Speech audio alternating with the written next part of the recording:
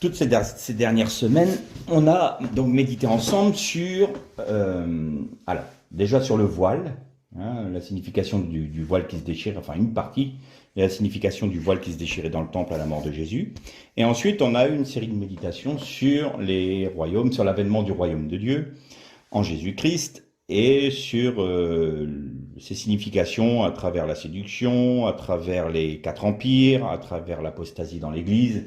Et pour finir, on a parlé de l'avènement donc du royaume de Jésus qui allait être à l'encontre, enfin du moins qui allait montrer le contraste qu'il y avait avec ce que l'homme était capable de produire en étant animé par Satan, et, le royaume de Dieu qui serait sur la terre et où là tout serait harmonie, paix et sérénité, à contrario des fameux 4 empires qui n'étaient que violence, séduction,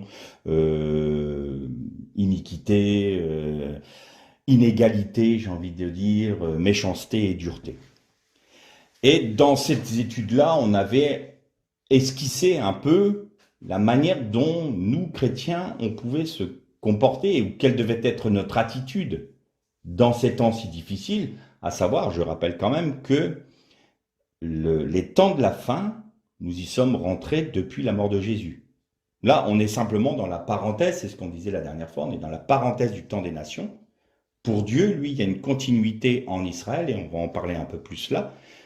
Il a fait un temps d'arrêt, il a mis une pause, si on peut s'exprimer un peu aujourd'hui comme ça. Il a fait pause sur l'histoire d'Israël, entre guillemets, et il y a eu la diaspora dans toutes les nations, et c'est le temps des nations. Donc là où nous avons chacun, individuellement, la possibilité, en Jésus-Christ, de nous rattacher aux promesses faites à Israël, et donc d'être bouté sur l'olivier qu'est Israël, et pour bénéficier de la même racine.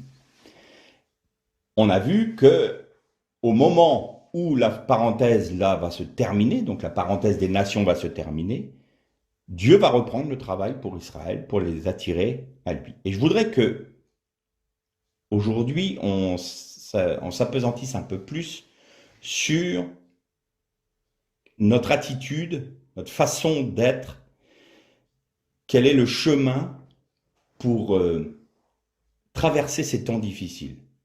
Alors quand on lit l'Apocalypse, on a le sentiment que ça va se passer sur 7 ans, alors que pas du tout. L'esprit de l'Antichrist, nous dit Jean dans son épître, est déjà à l'œuvre ici sur la terre, depuis que Jésus a donné sa vie sur la croix. Donc, depuis ces 2000 ans, l'esprit de l'Antichrist travaille. Et aujourd'hui, on voit que ça prend sérieusement de l'ampleur, parce qu'on est très très proche, comme on le disait, des temps de Noé et du temps de Sodome et Gomorrhe. Donc on voit bien que ça prend de l'ampleur et on va arriver au terme du temps des nations.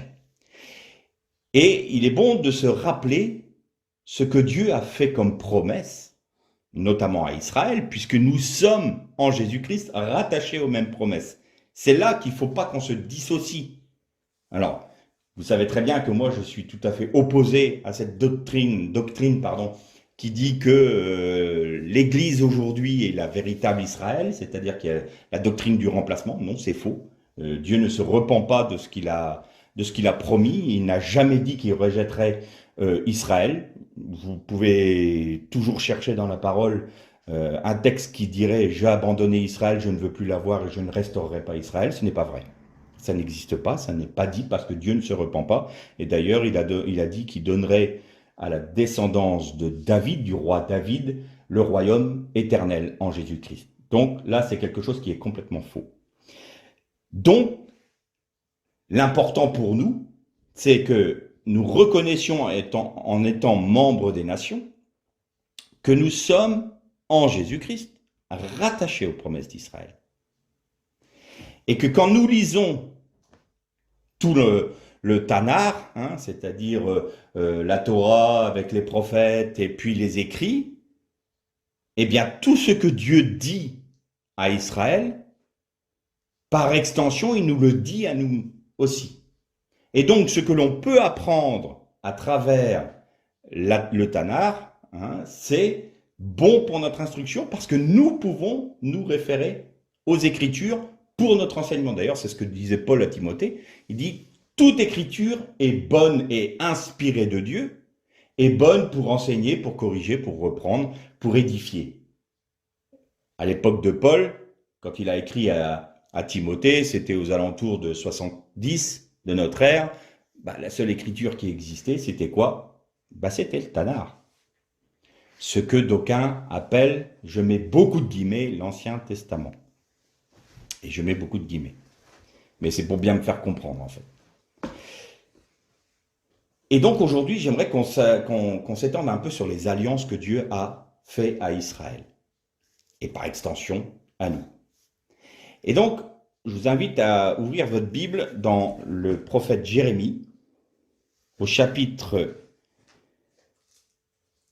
31.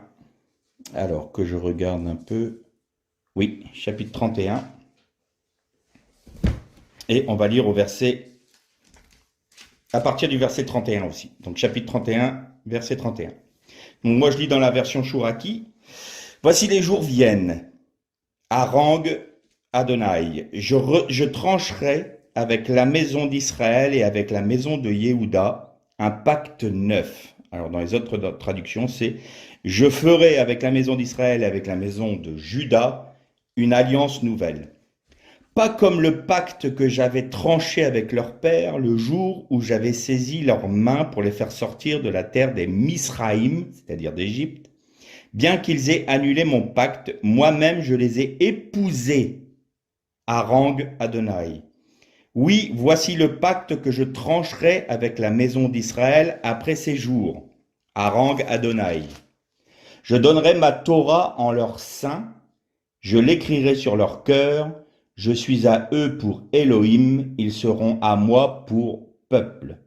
Ils n'enseigneront plus aucun, encore l'homme son compagnon, l'homme son frère, pour dire pénétrez Adonai. Oui, tous me pénétreront, depuis leur petit jusqu'à leur grand harang de Adonai. Oui, je pardonnerai leurs torts et leurs fautes, je ne m'en souviendrai plus. J'aime lire dans Chouraki parce que souvent il emploie des termes qui sont plus proches de l'hébreu et ça nous montre bien quelque chose. Vous avez remarqué, je l'ai épousé. Il a épousé. Et là, ça nous ramène à quelque chose d'intéressant. Alors avant de poursuivre sur les épousailles de Dieu et d'Israël, on va parler de la première alliance. Quelle est la première alliance que Dieu a faite, j'ai envie de dire officiellement, entre guillemets, avec l'humanité? On la retrouve avec Noé. Première chose que Dieu dit, je fais alliance avec toi, je promets de ne plus détruire l'humanité par l'eau. Et donc, le signe de l'alliance sera l'arc dans les nuées. À chaque fois que les nuées déverseront leur eau sur la terre, l'arc sera devant mes yeux pour me rappeler que j'ai fait une alliance avec toi, de manière à ce que je ne détruise plus l'humanité. Sauf que le texte aussi nous dit, mais Dieu comprit, ou Dieu vit, que l'iniquité était dans le cœur de l'homme. C'est pas réparable, comme ça du moins. L'homme n'a pas la capacité du tout de satisfaire le cœur de Dieu.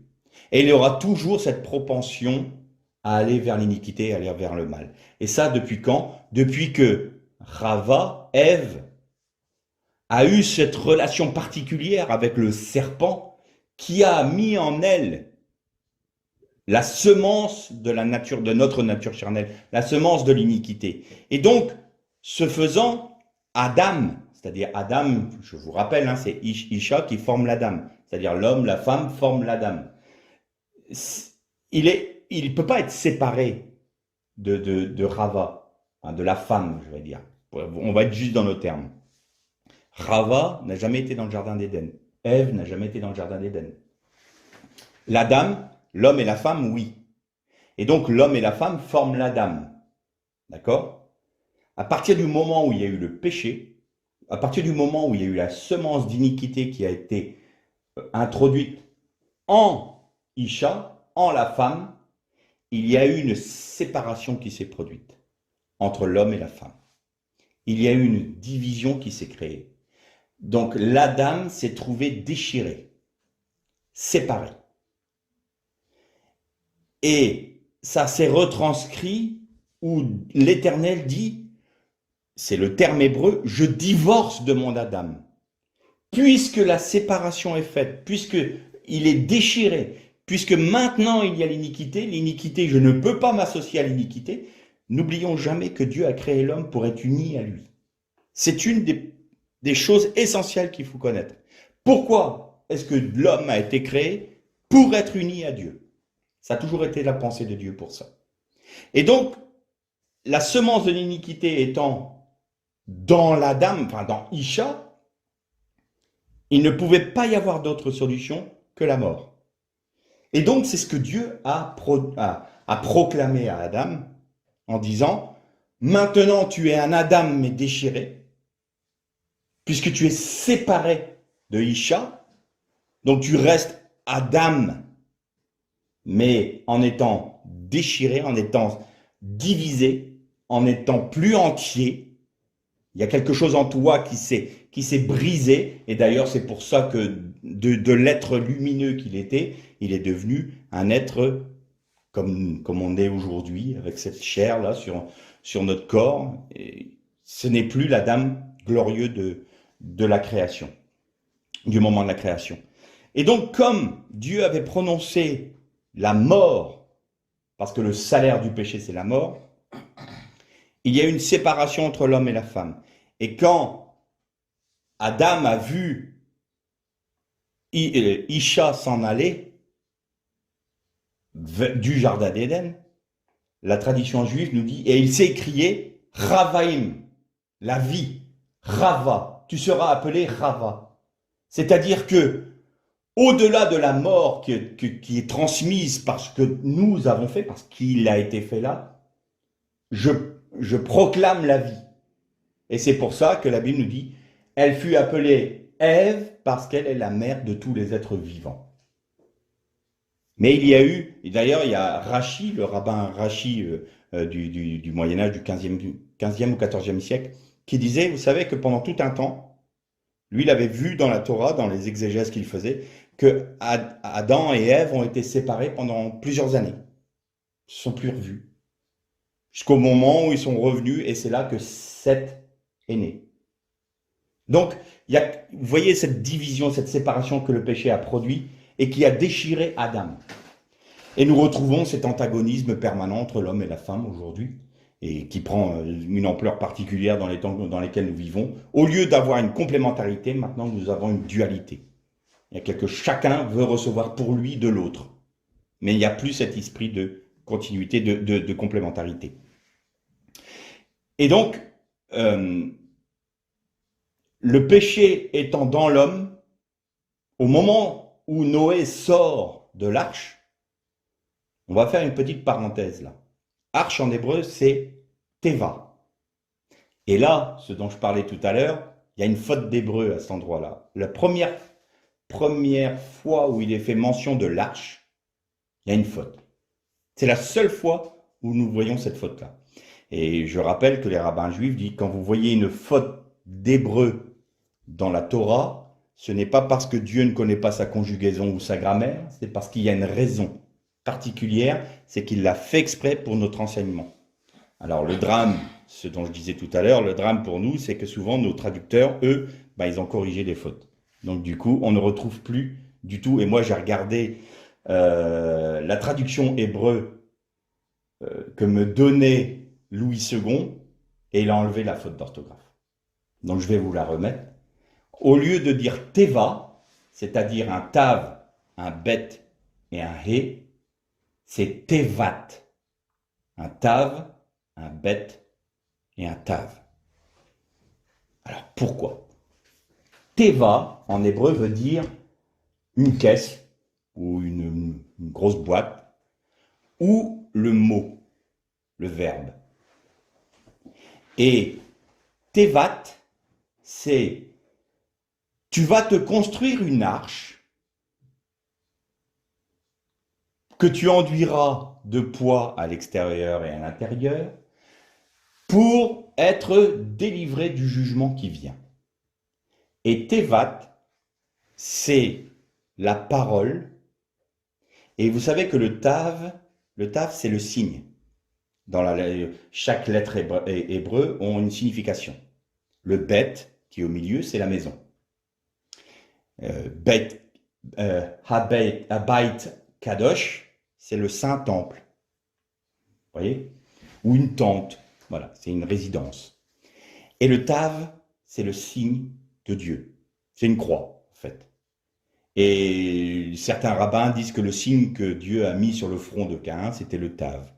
Eh bien, vous voyez que vous avez le bet qui est entouré de 2 sceaux, les 2 sceaux de Dieu. Ça veut dire que c'est quelque chose qui est éminemment selon le cœur de Dieu. Ce qui va se produire là. Le fait que tu vas créer cette teva, je mets mon sceau dessus, parce que le nom de Noé, c'est repos, Noar, et si vous inversez son mot, c'est reine, c'est la grâce.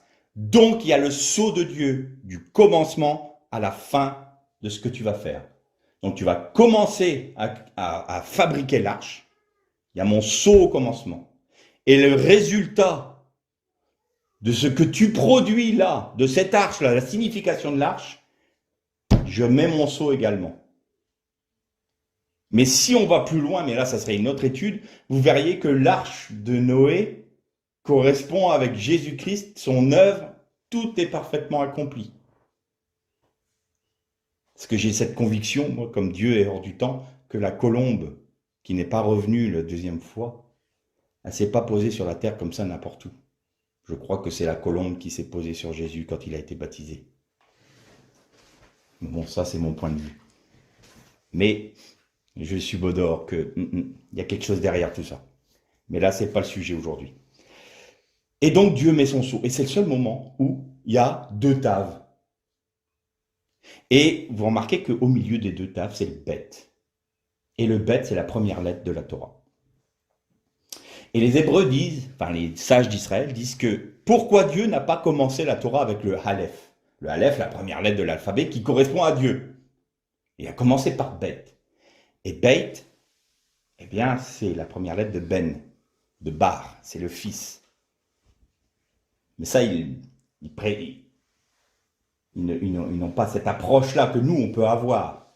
Mais il y a une autre approche qui est très intéressante par les sages d'Israël, c'est que le Beit, c'est un peu un U sur le côté, si vous voulez. C'est une lettre ouverte. Et ils disent, le Beit est ouverte vers le reste de la Torah. C'est-à-dire qu'il ouvre l'accès à nous, les hommes, sur tout l'enseignement de la Torah, parce que c'est une lettre qui s'ouvre vers le reste de l'écriture. Vous savez que l'hébreu s'écrit de droite à gauche. Et donc le bet, c'est un U sur le côté qui, l'ouverture est sur la gauche. Donc, ils nous disent que toute la Torah sort de ce bet-là.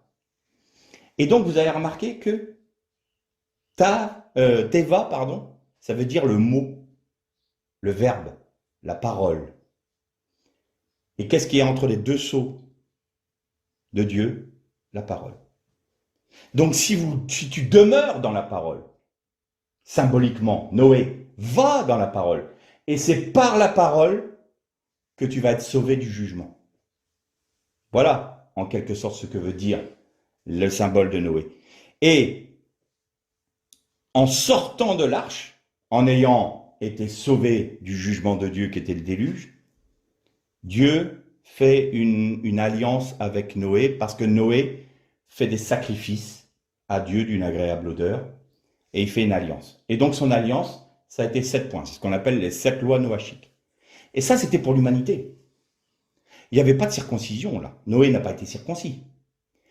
Il y a simplement ce rappel que Dieu a dans les nues quand il pleut, où il y a cet arc qui se forme, qui rappelle au Seigneur qu'il a fait une alliance avec toute l'humanité pour ne pas la détruire.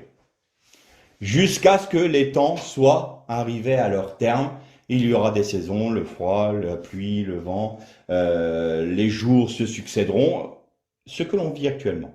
Ça ne s'arrêtera pas, il n'y aura pas de jugement de Dieu jusqu'à ce que les temps soient terminés. Après, on en a parlé les dernières fois, viendra le jugement où la terre et les cieux seront roulés, la terre sera brûlée, consumée, et il y aura les nouveaux cieux et la nouvelle terre. Mais ça, c'est autre chose. Et pour cette dispensation-là, Dieu respecte sa parole. Il n'a pas détruit l'humanité. Et pourtant, il y a des moments, on se dit, il mérite sérieusement, l'humanité mérite sérieusement. Mais voilà, Dieu respecte sa parole. Et ça a été la première, entre guillemets, alliance que Dieu a fait avec l'homme. Mais quand même, ce qui est terrible, c'est il vit que l'iniquité était dans le cœur de l'homme.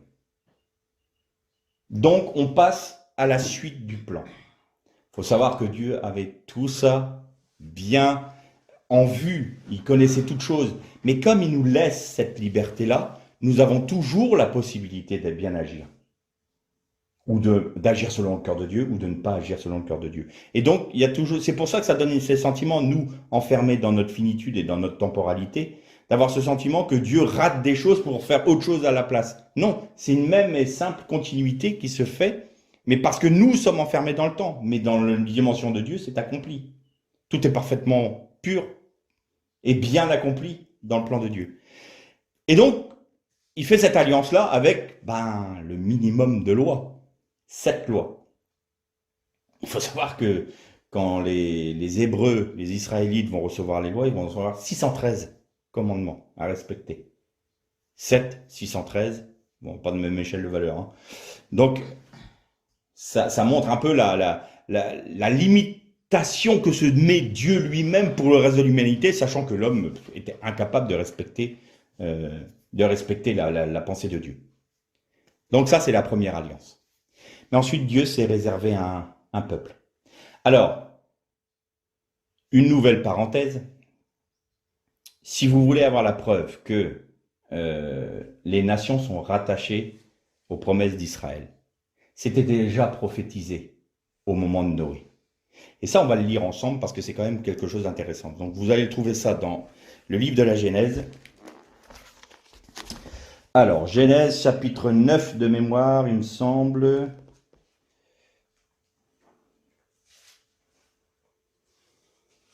Oui, chapitre 9, et on pourrait lire à partir du verset 18. Alors vous allez voir qu'avec Chouraki, c'est intéressant. Et ce sont les fils de Noach sortant de la caisse, c'est l'arche. Shem, Ham, Yéphet. Ham est le père de Canaan. Canaan, pardon. Ces 3 fils sont les fils de Noach. De ceux-là s'est dispersée toute la terre. Commence Noach, l'homme de la glèbe, il plante une vigne, boit du vin, s'enivre et se découvre au milieu de sa tente. Ham, le père de Canaan, voit le sexe de son père. Il le rapporte à ses 2 frères dehors. Shem prend avec Yéphet la tunique, il la place sur l'épaule, les 2, ils vont en arrière et recouvrent le sexe de leur père. Leur face en arrière, le sexe de leur père, ils ne le voient pas. Noach se ranime de son vin, il pénètre ce qui lui a fait son fils, le petit. Et il dit, Canaan est honni. Il sera pour ses frères un serviteur de serviteurs. Il dit, Adonai, l'Élohim de Shem, est béni. Canaan sera leur serviteur. Elohim épanouira Yéphet, et il demeurera aux tentes de Shem. Et là, ce que nous on appelle Japhet, Yéphet, c'est la partie des nations qui n'est pas... Alors certes, c'est tout ce qui va... les fils de Yéphet vont donner les Celtes, les Scandinaves, les Européens, les Germains, les Gaulois. On voit, moi j'ai regardé un peu, je me suis amusé à regarder la généalogie. Et quand vous regardez, vous dites, ah, les Celtes viennent de là. Ah, d'accord, les Celtes viennent de là. Les Gaulois, même. Et là, on voit que toute la partie du nord de la terre de l'époque, c'était Yéphet. Donc nous faisons partie, j'ai envie de dire, génétiquement de Yéphet. Mais symboliquement, Yéphet, c'est les nations qui ne connaissent pas Dieu, mais qui n'ont pas une volonté perverse de ne pas le connaître. je me comprends et j'essaye de m'expliquer. C'est la partie des nations qui n'est pas forcément fermée à Dieu. Elles n'ont pas les promesses que Shem a reçues, la bénédiction que Shem a reçue, donc par extension Israël, mais elles sont ouvertes à Israël.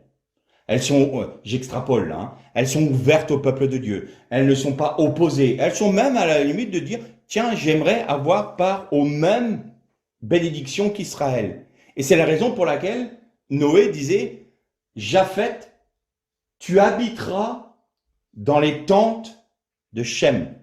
Et déjà prophétiquement, il nous disait que les nations, que les personnes des nations qui, en Jésus-Christ, reconnaîtraient l'accomplissement des promesses que Dieu a faites à Israël en Jésus-Christ, seraient rattachées et donc amenées dans les tentes de Shem, donc d'Israël, et être au bénéfice des mêmes promesses. Cham, alors, et il y a eu des choses terribles qui ont été faites d'ailleurs, les esclavagistes de tout poil qui ont parcouru notre triste terre ont justement utilisé ce texte de la Torah pour justifier le fait qu'on pouvait mettre en esclavage les Africains, parce que Cham, c'est le père de tout ce qui est au sud, donc l'Afrique, la Nord-Afrique, l'Égypte. D'ailleurs, vous prenez son fils Misraïm, c'était les Égyptiens, et si vous prenez toute la généalogie de Misraïm, vous tombez sur les Philistins.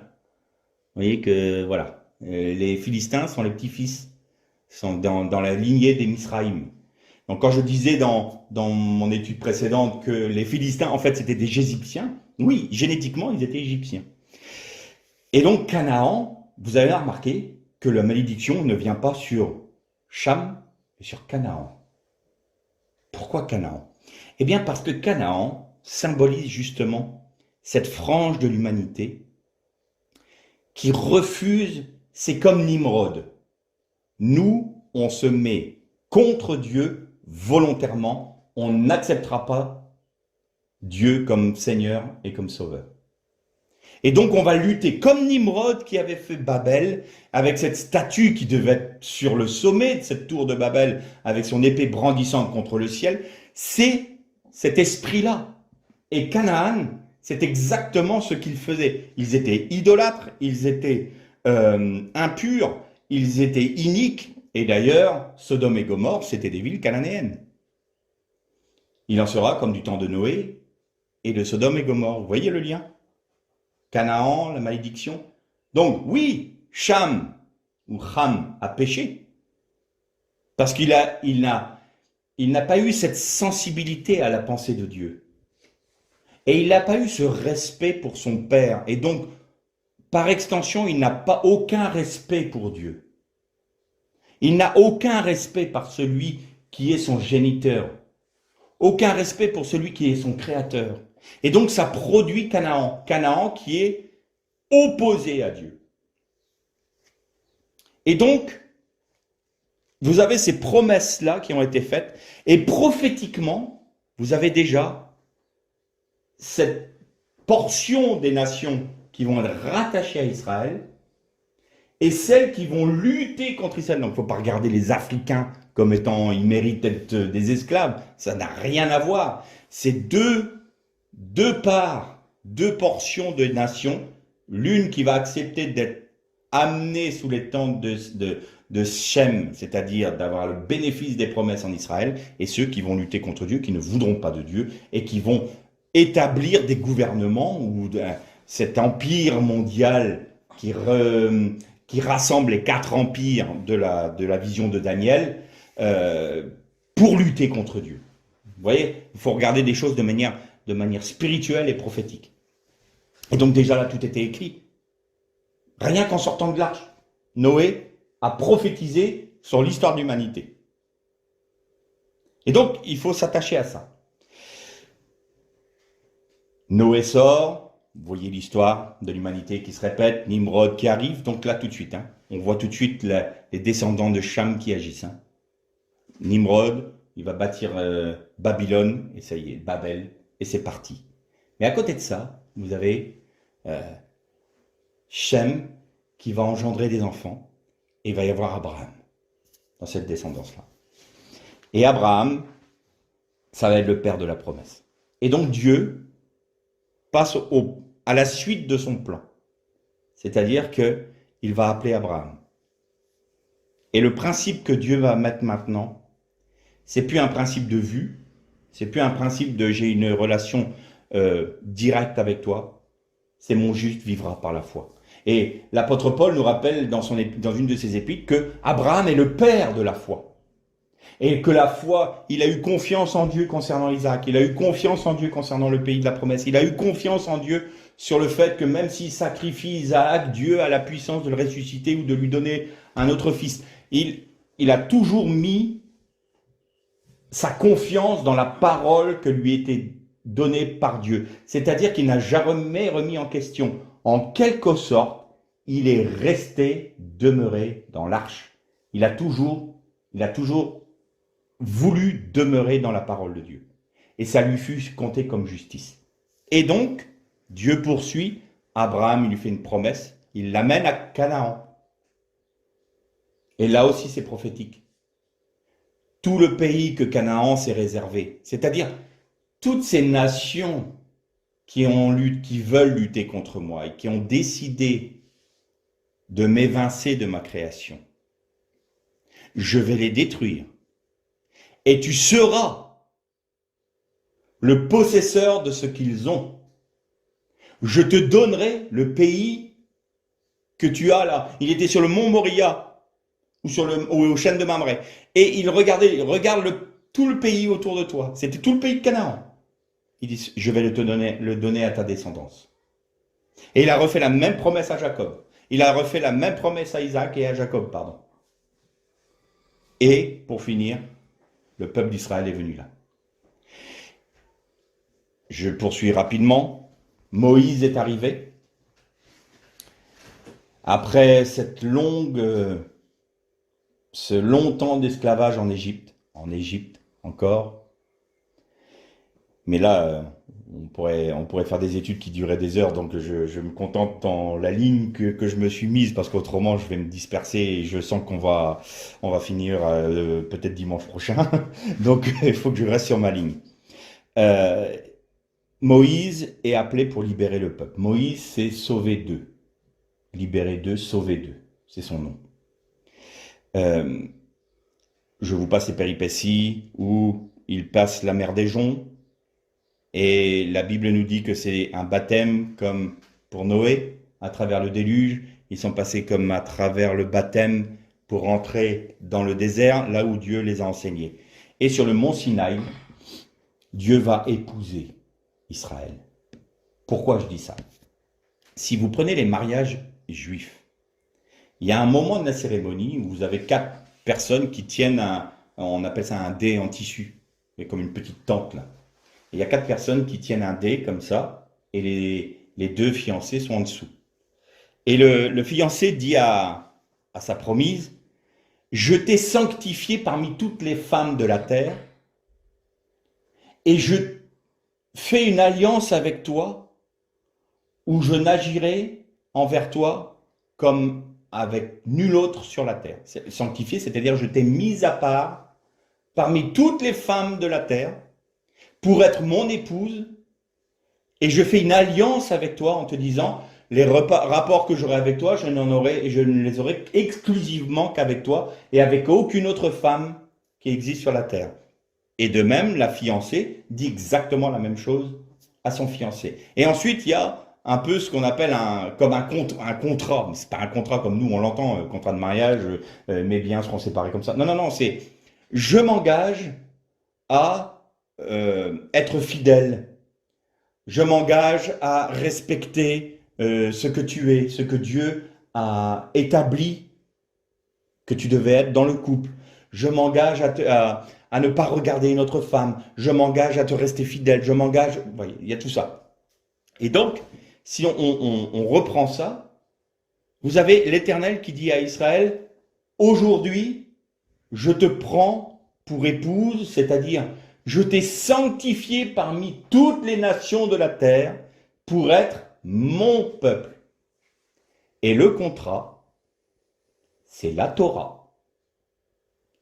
si tu respectes mes commandements, si tu respectes ma Torah, alors tu seras pour toujours mon peuple.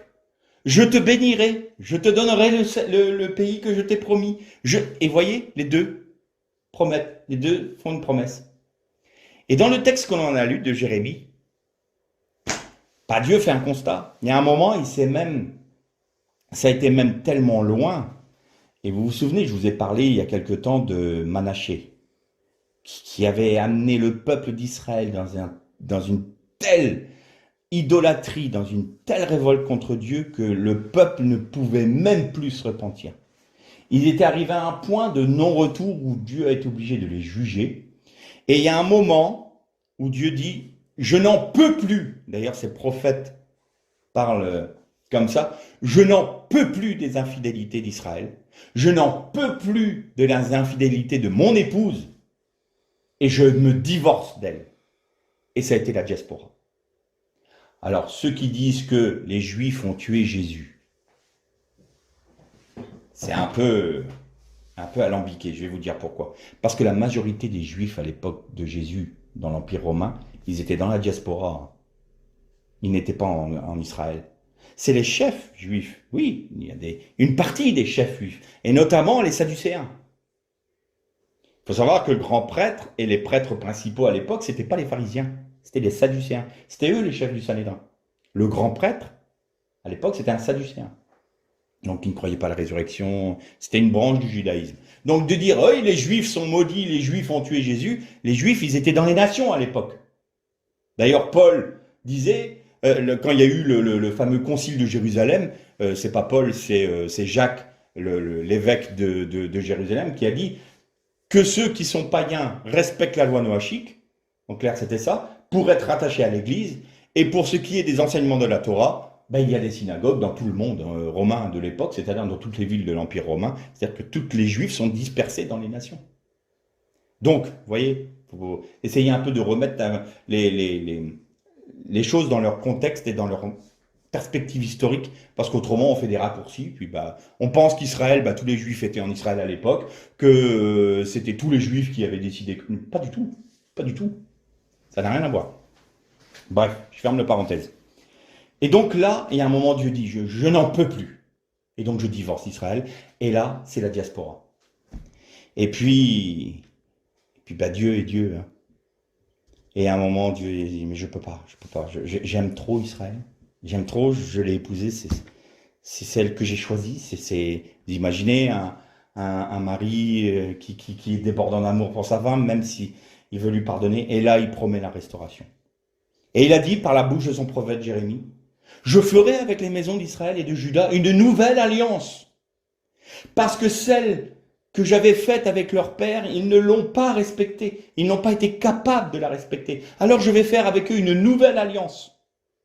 Et là, il prophétisait Jérémie sur l'alliance en Jésus-Christ. Prenez ce pain, prenez ce vin, symbole de l'alliance en mon sang, disait Jésus. C'est la nouvelle alliance. Et la promesse était quoi? Je mettrai dans leur cœur ma parole, je répandrai mon esprit sur toute chair, et l'un n'enseignera plus à l'autre. Et d'ailleurs, dans les Actes des Apôtres, il lui rappelait cette parole de Jérémie. Qu'est-ce que ça veut dire? Ça veut dire qu'à l'époque d'Israël, tous n'avaient pas l'Esprit de Dieu. Seuls les scribes, les enseignants ou les prophètes avaient l'Esprit de Dieu. Et donc, qu'est-ce qu'elle faisait, la première alliance? Alors, on pourrait se dire, mais attends, comprends pas trop, là. Il y a une alliance, on voit bien qu'elle ne fonctionne pas, donc Dieu refait encore quelque chose de nouveau. Non, c'est une continuité. Est-ce que la première alliance, ou du moins l'alliance initiale, était mauvaise? Non. Est-ce que la loi est mauvaise? Non. Du tout. La loi n'est pas mauvaise. D'ailleurs, l'apôtre Paul nous dit clairement que la loi n'est pas mauvaise. Ce qui est mauvais, c'est l'homme, et il ne peut pas respecter la loi de Dieu. Il n'arrive pas à respecter sa part du contrat. Et donc, ceux qui avaient reçu l'Esprit de Dieu pour enseigner le peuple devait être au contact de ces enseignements-là, parce que eux ne pouvaient pas comprendre la Torah.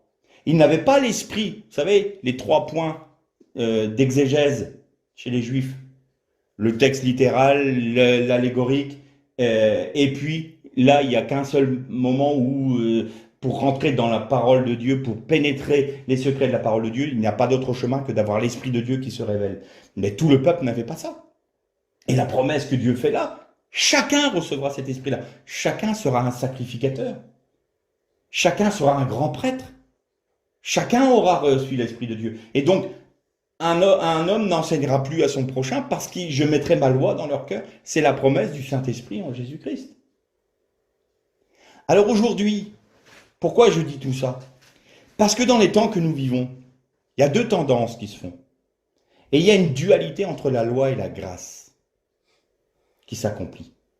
Et il y a des moments, il y en a certains qui vont dire, bon, pour éviter le jugement de Dieu, je dois demeurer dans la parole, ce qui est vrai. Donc, pour que je demeure dans l'arche, si je paraphrase, dans l'arche de la parole, il faut que je respecte tous les commandements. Et donc, ils se mettent sous la loi. Sauf que il s'est passé quelque chose avec la loi. Moïse s'est sauvé d'eux. La loi, le représentant de la loi, c'est Moïse. On est tous d'accord avec ça. Quand Jésus a été transfiguré, il y a eu la loi et les prophètes. Moïse, la loi, Élie, les prophètes. Mais si vous inversez le nom de Moshe, Moïse, vous avez Hachem. Hachem, c'est le nom. Mais le nom. C'est-à-dire que la loi ne peut pas nous révéler le nom de Dieu. C'est pas par la loi que nous connaîtrons ce nom-là. C'est pas par la loi que nous connaîtrons Dieu. C'est pas par la loi que nous pouvons pénétrer le cœur même de Dieu. Alors, on va me rétorquer, mais alors à ce moment-là, la loi est mauvaise? Non, la loi est bonne. La loi a été faite pour que nous comprenions que nous ne sommes pas capables de comment? Par nous-mêmes de respecter la parole de Dieu et de respecter notre part du contrat de mariage, j'ai envie de dire. Alors on va me dire, ah oui, mais alors à ce moment-là, la grâce, on peut en faire ce qu'on veut, puisqu'on a la grâce, on a la grâce. Eh bien, je vais vous dire une chose, la grâce est 10 fois, 1000 fois, 10 milliards de fois plus exigeante que la loi. Comment ça, vous allez me dire? Regardez Jésus, ce qu'il dit. Vous avez entendu dire, tu ne convoiteras pas, tu ne commettras pas adultère avec la femme de ton prochain. Mais moi, je vous dis que si vous la convoitez, que vous posez seulement le regard sur elle pour dire que vous la convoitez, vous avez déjà commis péché avec elle. Eh oui, la grâce, ça ne s'arrête pas sur des rites. La grâce, c'est un changement de cœur. Alors là, c'est plus la même chanson. C'est-à-dire que non seulement la loi ne va pas me sauver, mais la grâce me demande d'aller au-delà de la loi. Et là, ça devient compliqué. Qu'est-ce qui s'est passé avec la loi? La loi, c'était extérieur.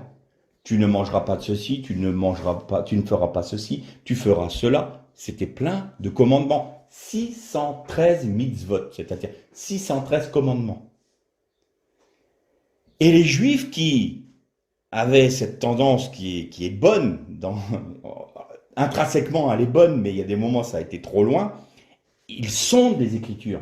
Ça c'est les tzadikim. Les tzadikim, c'est les saints en Israël. C'est ceux qui sont à longueur de journée, de nuit, en train de sonder les Écritures, en train de sonder la parole, savoir que je veux connaître Dieu, je veux connaître les profondeurs de Dieu. Donc, ils sondent jour et nuit la parole. Donc, ils ont une connaissance de la Torah où moi, je suis une larve. Je ne connais rien par rapport à eux.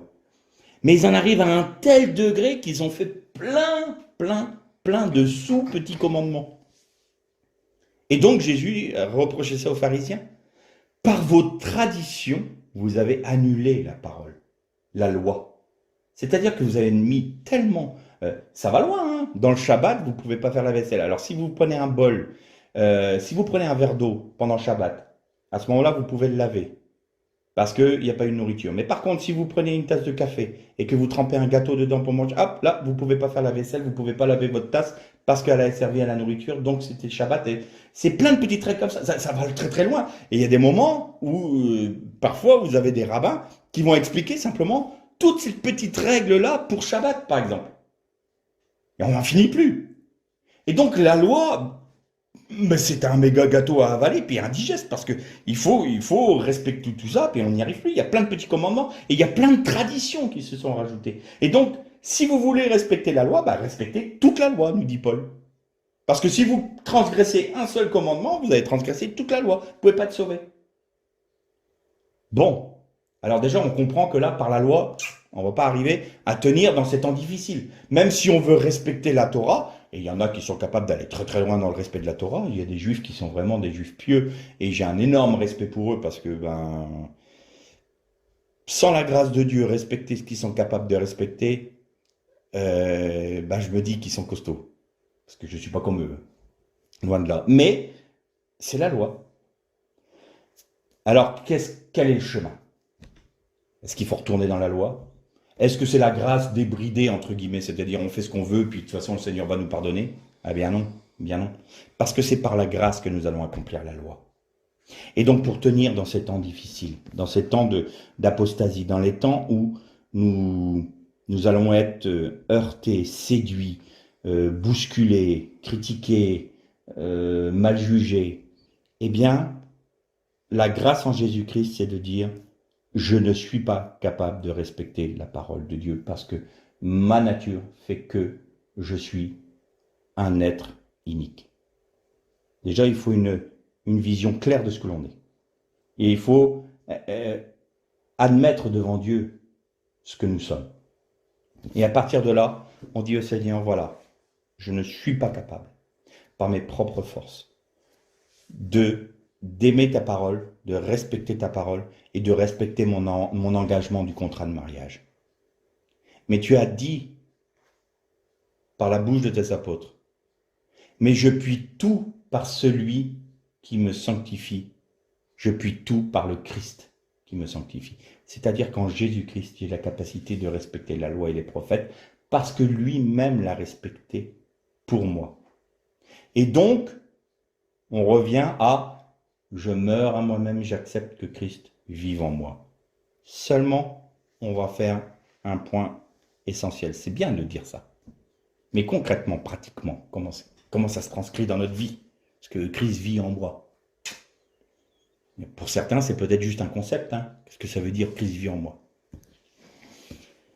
Il y a un point de notre nature que Dieu ne touchera jamais. Parce que c'est le noyau central de notre personnalité. Et le noyau central de notre personnalité, c'est notre volonté. Ça, notre volonté, c'est ce qui nous personnifie. Je veux ou je ne veux pas. J'accepte ou j'accepte pas. Mais c'est le fond de ma nature. Et donc, si Dieu nous imposait sa loi, ou s'il nous imposait, ou s'il, de force, soumettait notre volonté à la sienne, alors, il entraverait ce qu'il a promis, c'est-à-dire de ne pas toucher à notre liberté de choix. Donc ça, il ne peut pas le faire. Non pas parce qu'il ne peut pas, mais parce que s'il le fait, il ne serait plus juste. Parce qu'il ne ferait pas de nous des êtres libres. Et vous remarquez que cette liberté, même les anges l'ont eue.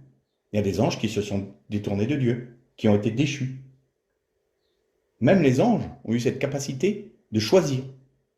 Et donc Dieu a toujours voulu que son épouse, c'est-à-dire cette humanité avec laquelle il veut être lié intimement, c'est la raison pour laquelle on a été créé à son image, c'est-à-dire dans son ombre. On est à l'image de Dieu. On est la créature adamique en Jésus-Christ parce qu'il est le dernier Adam, mais la créature la plus haute. On est juste en dessous de Dieu. On est la plus glorieuse en dessous de Dieu. Et il veut s'unir à cette créature, mais il veut s'unir dans un esprit de liberté, c'est-à-dire que c'est le choix de sa créature de le faire. Et donc, il ne touchera jamais notre volonté. Alors, on va se dire, oui, d'accord, ok, je peux avoir la volonté. Mais il y a une souillure, il y a une iniquité en nous, qui a été issue du péché originel, qui a été issue de ce que Isha a accompli avec le serpent. Et donc, elle est là, latente. Et parfois, notre volonté, elle est juste voilée, j'ai envie de dire, par cette iniquité qui est en nous. Et donc, il faut qu'on fasse cette démarche. De dire, Seigneur, je prends un engagement. Vous ne pouvez pas faire plus. Vous devez faire violence à votre volonté pour dire, je veux faire la volonté et satisfaire le cœur de Dieu. Ça, il faut que nous le disions au Seigneur. Seigneur, je prends la décision dans ma liberté que tu m'as donnée, je prends la décision de me soumettre à la tienne de volonté.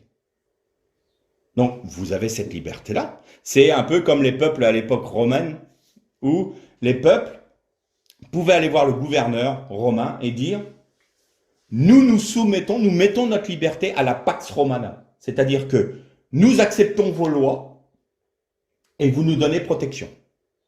Et donc, les peuples fédérés à l'Empire romain bénéficiaient de ce qu'on appelle la Pax Romana. C'est-à-dire que s'ils étaient attaqués, c'était les légions romaines qui venaient les défendre.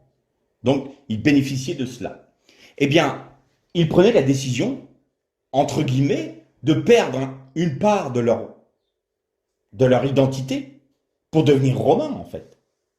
Eh bien, nous, en tant qu'hommes, on a cette liberté. Soit on reste dans la rébellion contre Dieu, auquel cas, on ne peut pas être délivré du jugement, et on ira au jugement que Dieu a réservé aux nations, et puis il nous a prévenus. Ou alors on se dit, Seigneur, je ne veux pas être un chrétien froid, je ne veux pas être un chrétien tiède, je veux être un chrétien entier pour toi. Je prends cette décision, ma liberté, je l'utilise pour me soumettre à ta volonté. Et ensuite, quoi qu'il arrive, quoi que tu fasses, Seigneur, enseigne-moi, montre-moi. Toute l'écriture est bonne à mon instruction, à ma correction, à me reprendre, à corriger mes points de vue, à corriger ma façon de vivre, à corriger ma façon d'être. Alors vous allez être confrontés, bien entendu, nous allons être confrontés à des situations où on va sentir en nous la pensée de Dieu, on va savoir quelle est la pensée de Dieu. Je mettrai dans leur cœur mes lois et mes commandements, et ils sauront. Ça s'appelle la conscience qui est affinée par l'Esprit de Dieu. Et on doit toujours appliquer notre volonté à dire, Seigneur, j'accepte de faire ta volonté. Alors il y a cette partie inique en nous qui a des moments où on va dire, non, je résiste à ça. Et là c'est à nous de dire, non, je le veux. Alors, vous allez peut-être me dire, mais c'est quoi la différence avec la loi? Eh bien la différence, elle est essentielle. Parce que ce qu'on essayait de faire par nos propres forces, par la loi, on se met à genoux devant Dieu, on dit, Seigneur, accomplis ta volonté à travers moi, parce que je ne suis pas capable de le faire. Et là, vous sentez une puissance en vous, quelque chose en vous, qui va faire que, simplement, vous allez respecter la parole de Dieu, les commandements de Dieu. Vous allez voir que votre pensée va changer. Vous allez voir que vos raisonnements vont changer, que votre personnalité va changer. Elle va être conforme à l'image du Christ. De jour en jour, vous allez être mis en conformité à l'image du Christ. Ça ne se fait pas en un coup comme ça. Tous les jours, on doit se charger de notre croix. Tous les jours, on doit dire, Seigneur, je soumets ma volonté à la tienne. Je prends la décision de... Et nous devons persévérer dans cette attitude de cœur envers Dieu. Et ça, c'est la clé de la victoire, la clé de la réussite. Parce que nous laissons la vie du Christ agir. Nous, en fait, on laisse la latitude au Saint-Esprit d'appliquer la vie du Christ en nous et à travers nous. Et donc, on ne peut pas faire autrement que de respecter la parole de Dieu, que d'obéir aux commandements de Dieu. Et c'est pas parce que au bout d'un moment, on a peur du jugement. Mais il arrive à un moment où, dans ce chemin-là, alors au début, je vous cache pas, moi, c'est parce que j'avais la trouille. Pas envie d'être jugé, j'ai pas envie d'être condamné, puis Seigneur, voilà, je soumets ma volonté, mais c'est simplement parce que j'ai les pépettes, quoi, hein, j'ai peur. Et donc, au début, c'était comme ça, mais Dieu a respecté ça, hein, Dieu a respecté. Mais je remarque que plus son œuvre s'accomplit dans ma vie, et c'est plus de la peur du jugement que j'ai, mais c'est simplement parce que je l'aime, en fait. J'ai remarqué que je suis tombé amoureux de sa parole, je suis tombé amoureux de ce qu'il est. Et souvent, je dis, mais Seigneur, je ne te connais pas. Je veux te connaître encore plus. Ben, c'est exactement les fiancés qui se voient, ils se marient, et puis ils ont toute la vie à cheminer ensemble pour se découvrir. Et il y a même c'est Alphonse Daudet qui disait ça, je crois. C'est un écrit qu'il a fait, un ouvrage chez les vieux. Et les vieux disaient qu'à la fin de leur vie, ils avaient tellement cheminé ensemble qu'ils étaient identiques. Ils se ressemblaient tellement que même presque physiquement. Eh bien, c'est-à-dire que notre cheminement avec le Seigneur va faire que on va être comme les vieux, on va se ressembler. Du moins, nous les pécheurs iniques, on va être sanctifiés par Christ parce qu'il va vivre en nous et on va être, hop, vous avez comme un calque. Vous allez mettre deux images qui vont se superposer. C'est la même image? Non, il y en a deux, mais ils sont parfaitement unis. Nous reflétons parfaitement l'image du Christ. Nous sommes rendus semblables à Christ. Nous sommes des vierges sages. Vous vous souvenez, dernière méditation, quand je disais que les vierges, le terme employé, c'était rendu semblable à l'image d'eux. Eh bien, nous sommes rendus semblables à l'image de Dieu, du Christ. Et c'est comme ça que nous pouvons tenir dans ces temps.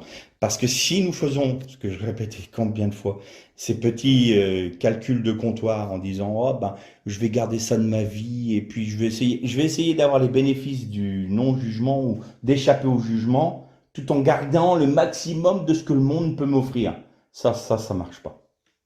Des temps où ça pouvait marcher, mais ça va marcher de moins en moins. C'est-à-dire qu'il y en a beaucoup qui vont avoir leur œuvre brûlée par le feu et ils vont être sauvés, mais juste in extremis. Mais c'est jouer vraiment avec le feu, c'est le cas de le dire, là, parce qu'on est dans des temps difficiles, on est des temps de la fin, où même cette position-là, ça va être difficile.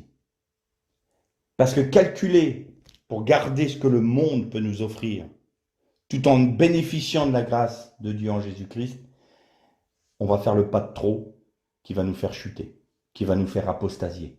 L'apostasie, typiquement, littéralement, ça veut dire je sais très bien que cette voie-là est la voie juste, mais je m'en détourne volontairement pour aller vers une voie qui n'est pas juste. Ça, c'est l'apostasie. C'est pas la faiblesse. L'apostasie, c'est quelque chose de pensé, de réfléchi et de voulu. C'est pour ça que Jésus a dit, enfin, les apôtres disaient, est-il possible pour ceux qui ont connu, qui ont eu part à la grâce de Dieu, à l'Esprit de Dieu, aux prémices de l'Esprit de Dieu, de retourner, il n'y a plus de sacrifice pour eux. Parce qu'ils ont péché contre le Saint-Esprit. Ils ont reconnu que Dieu avait tout accompli en Christ. Ils ont eu part à son esprit. C'est-à-dire qu'ils ont reçu l'Esprit de Dieu. Cette promesse qu'avait fait Dieu à Jérémie pour les amener à être semblables à Christ. Et au bout d'un moment, ils se sont non seulement arrêtés, c'est pas le fait de chuter, de trébucher, de retourner dans le monde parce que la faiblesse fait qu'on n'a pas envie d'écouter les... C'est pas ça l'apostasie. C'est de dire non. Ça, c'est pas la voie juste, je l'aime pas. C'est les pharisiens qui avaient dit, c'est par Belzébul qui chasse les démons. On reconnaît que tu es le fils de Dieu, tu ne pourrais pas agir autrement. Mais non, on préfère, pour garder notre position, dire que tu es un fils de Satan. Là, on se détourne donc de Dieu, on dit au Seigneur, tu peux reprendre tout ce que tu m'as donné, ça ne m'intéresse pas, parce que pour moi, ce qui est le plus grand que toi, c'est Satan. C'est ça que ça veut dire le péché contre le Saint-Esprit. C'est de dire, j'ai eu la grâce d'être au bénéfice de toutes les bénédictions que tu m'as données en Jésus-Christ, mais je les rejette, je crache dessus, excusez-moi les termes forts, mais je crache dessus pour dire, je reviens sous la coupe de Satan, c'est lui mon maître. Ça, c'est l'apostasie. Et ça, c'est le péché contre le Saint-Esprit. Donc, c'est pas parce que à un moment dans votre vie, vous allez trébucher, vous allez pécher. J'ai vu des personnes enfin, entendu des témoignages d'une jeune fille notamment qui était convaincue d'avoir péché contre le Saint-Esprit parce qu'elle avait dit des grossièretés en utilisant le nom du Saint-Esprit, comme ça, elle était sûre qu'elle était perdue. Et elle dit, j'allais dans l'église, j'étais heureuse de voir tous les gens dans l'église qui étaient sauvés, mais c'était plus pour moi. J'étais perdue. Et c'est terrible ça, parce que c'était sa faiblesse en fait. Et elle a confondu par un mauvais enseignement une faiblesse humaine avec une décision ferme de vouloir suivre Satan et de rejeter. Parce que la preuve que c'était pas péché contre le Saint-Esprit, elle se serait pas sentie bien dans l'église. Elle se serait pas réjouie pour ceux qui étaient sauvés. Elle aurait dit, s'en fiche. Ils sont tarés, ces gens-là, ils suivent Dieu. Moi, j'ai décidé de suivre mon autre maître. C'est lui que j'ai décidé. Je l'ai, en toute connaissance de cause, j'ai décidé de suivre ce maître-là. Bon, là, on ne peut plus rien faire. Hein. On ne peut plus rien faire.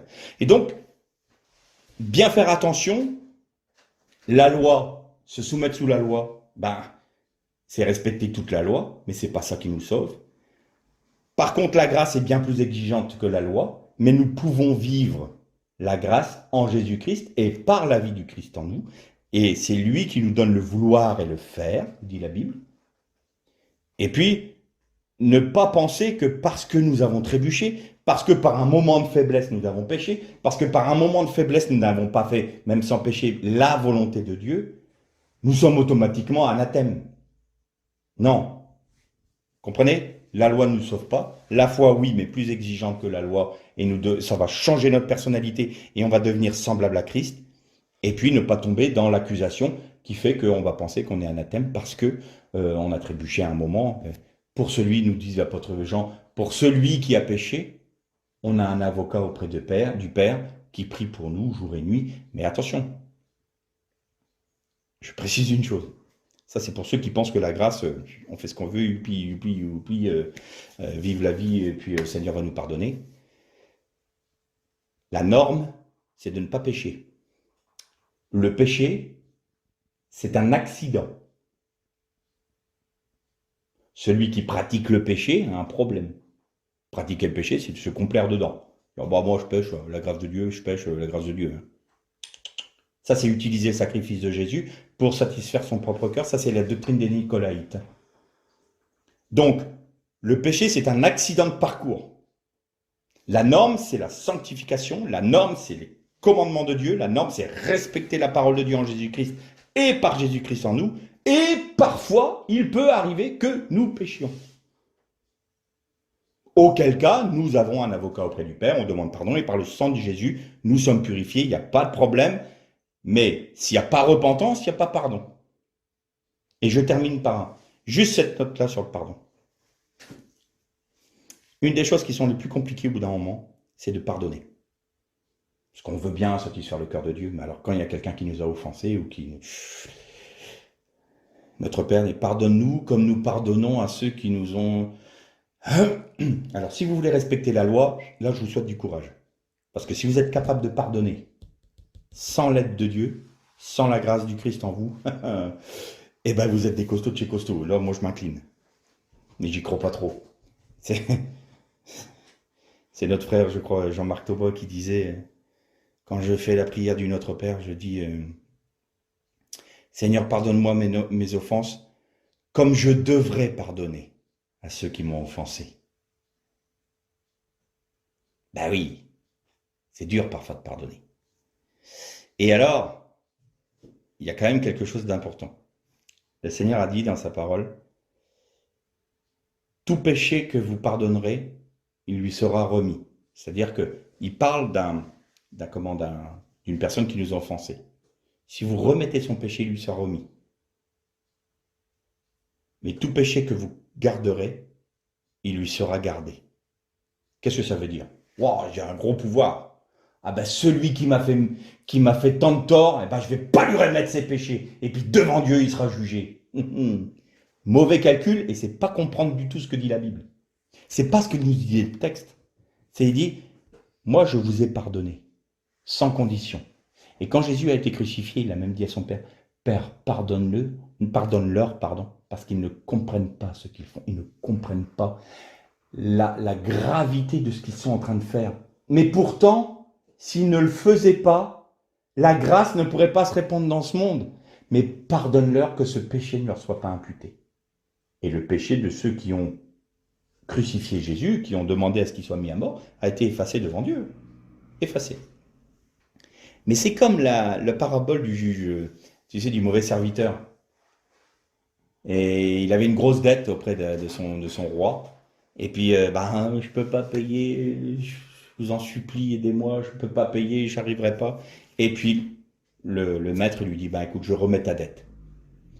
Et puis, ce gars-là, il avait un ami qui lui devait une petite somme et il est allé le voir, il dit, tu dois me rendre mon argent.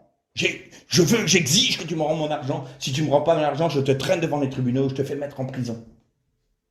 Et le maître a entendu parler de ça, il dit, pardon, je t'ai remis ton énorme dette que tu avais auprès de moi.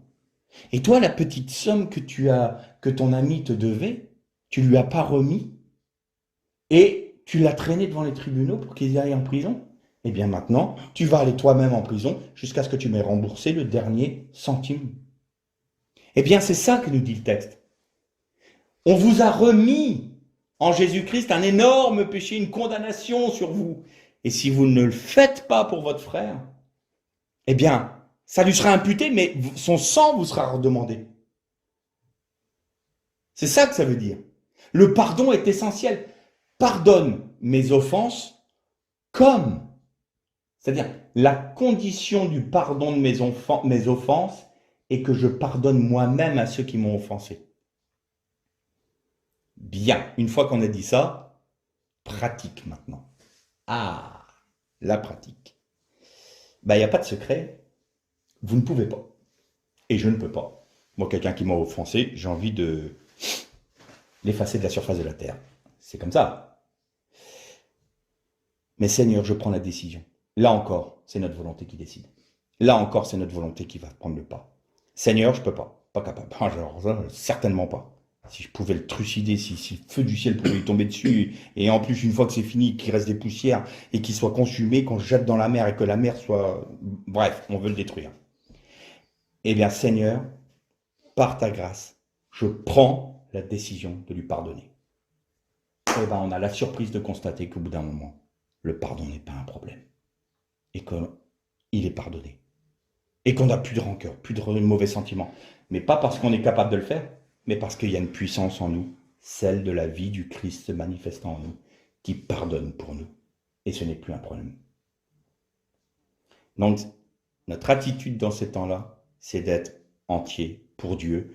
Et le maître mot, c'est de dire, Seigneur, je prends ma décision librement de me soumettre à ta volonté.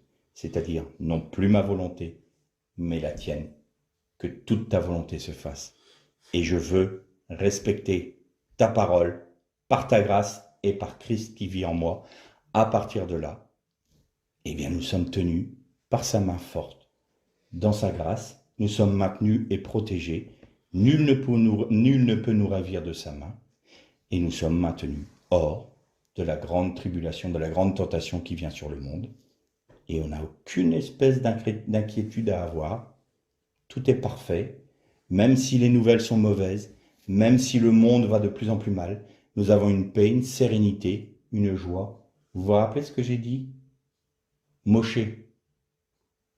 En l'inversant, c'est le nom. Et Moshe n'a pas pu rentrer dans le pays de la promesse. Il ne pouvait pas rentrer dans le pays de la promesse. Parce que Moshe, c'est la loi. Et ceux qui conquièrent le royaume, c'est ceux qui, par la grâce de Dieu en Jésus-Christ, peuvent conquérir le pays de la promesse spirituelle, j'entends. Et c'était dans Philippiens, on va lire juste ce texte-là pour finir, Philippiens chapitre 2, et je crois que c'est le verset 9, Philippiens,